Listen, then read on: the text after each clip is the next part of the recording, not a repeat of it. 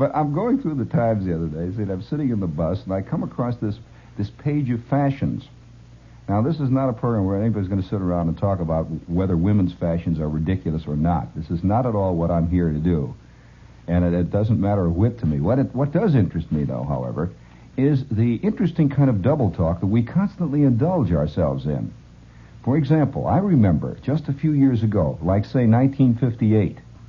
I'm not talking about 5,000 years ago. They used to talk about the fashions of the 20s as being boyish and as being anti-feminine. They said that the boyish fashions of the 1920s were a new low in rotten, ridiculous fashions. This is what they used to say a couple of years ago. And when people went to parties and tried to be funny, they would wear something from the 20s. This was considered very, very, very funny type stuff to wear. Absolutely flat, no, nothing. Just straight line, nothing. Just ridiculous little things, see? And if there's anything that is anti-feminine, it is the fashion attitude of the 1920s, or was, I should say. It flattens out everything, and anything that was there is not there. You know what I mean? Do I have to draw pictures here? Okay, so here's what happened, see.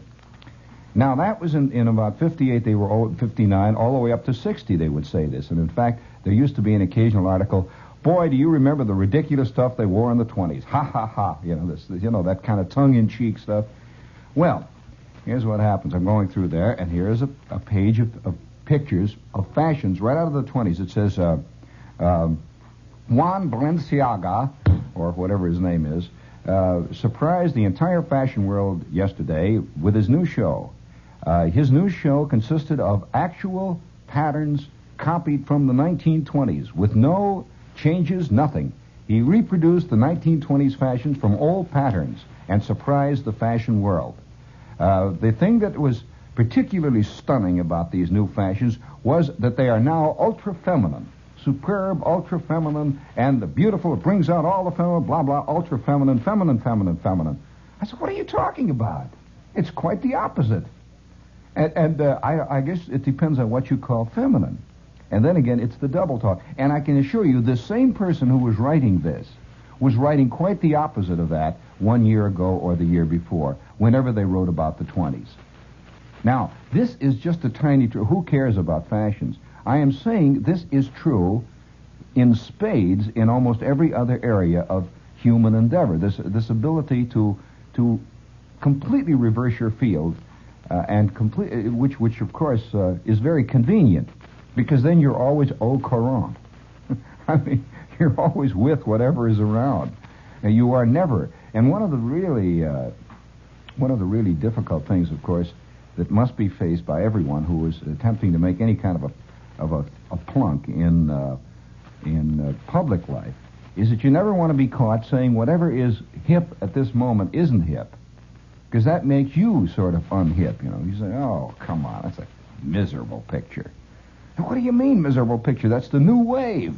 Says, yeah, new wave. They just used to call it out of focus photography a couple of years ago. Oh, no, you can't. You don't understand. I mean, this is serio-tragi-drama. Oh, serio-tragi-drama. Come on, will you get off my back? I mean, it's like everybody makes movies starting out with no story, and they work awfully hard to try to find one somewhere. In fact, you know that I know one of the big hit movies started out, in case you're interested. Are you interested in the behind-the-scenes stories of movies? I mean, really? The kind of stuff that Hedda Hopper never tells? Well, I'll tell you what happened. I know a producer who had about $3.5 million in the kick. And that means dough. And so he had no story, see? He had nothing, no material. But he had a star. So this star, who was a very, very big name, went out and rounded up 3 or 4 other stars, and they sat around and they had a couple of drinks, and one of them says, let's do a Western. He says, okay, let's do a Western. And so they knew where they could rent a Western set. And so they went out to the Western set, and the guy says, I'll tell you what I'll do.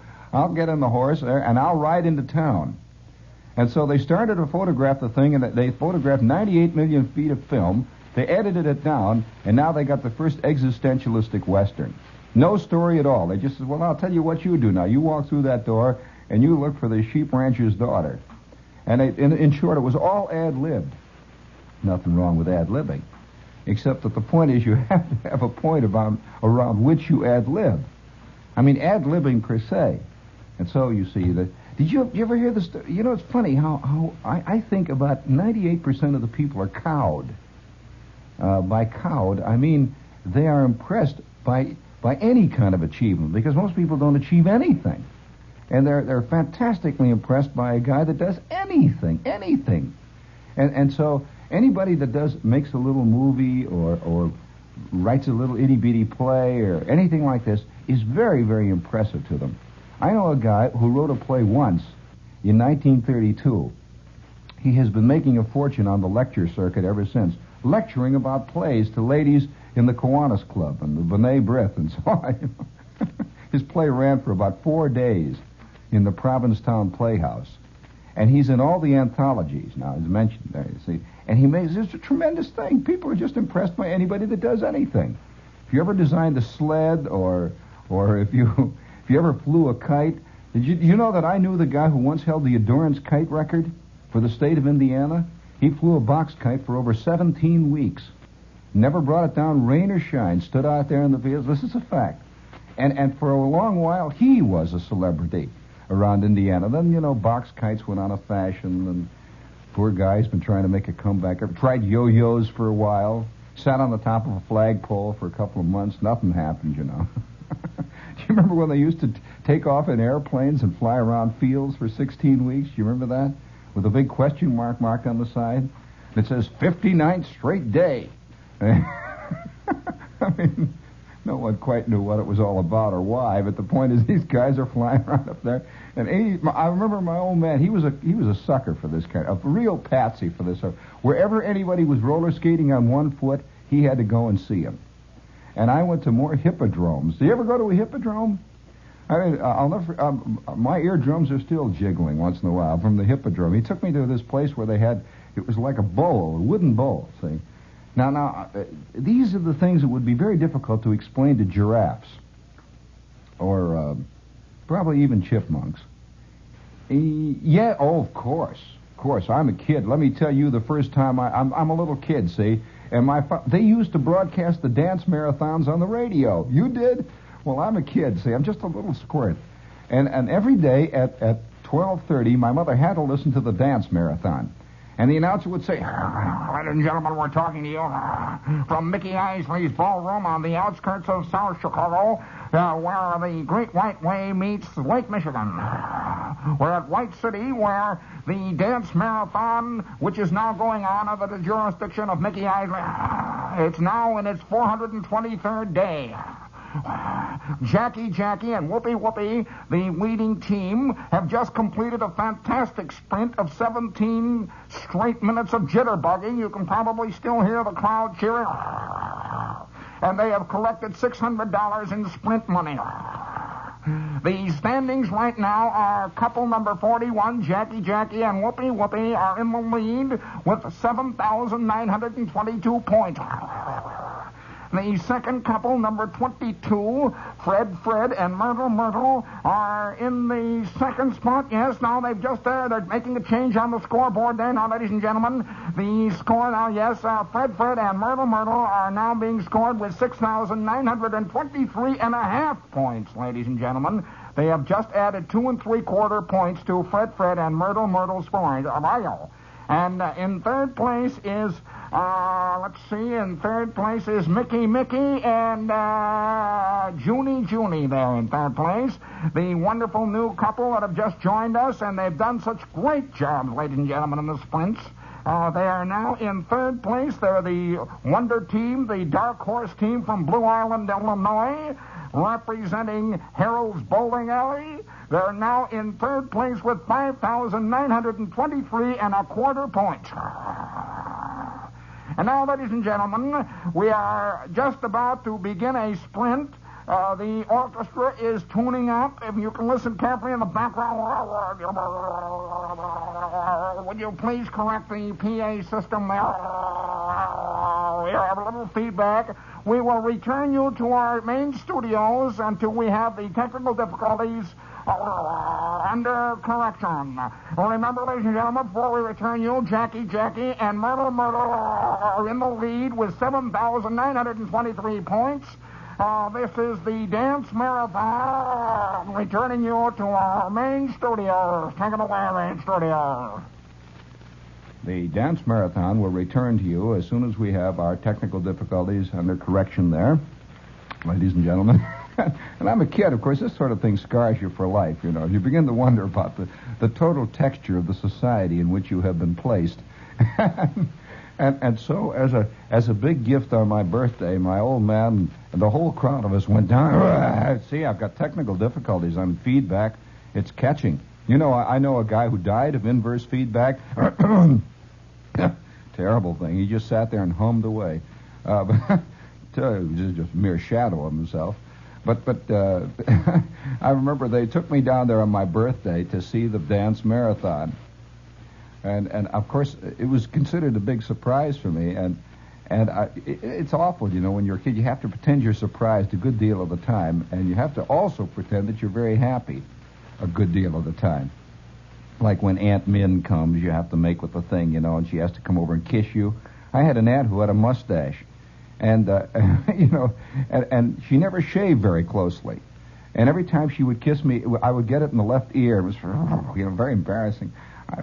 And then I had an uncle who insisted on always kissing me too, you know, and he was a cigar smoker, and he'd come over, pow, on the left ear all the time. My ear got bigger and bigger and softer until the rutabagas growing in it, the whole vines, the whole stuff.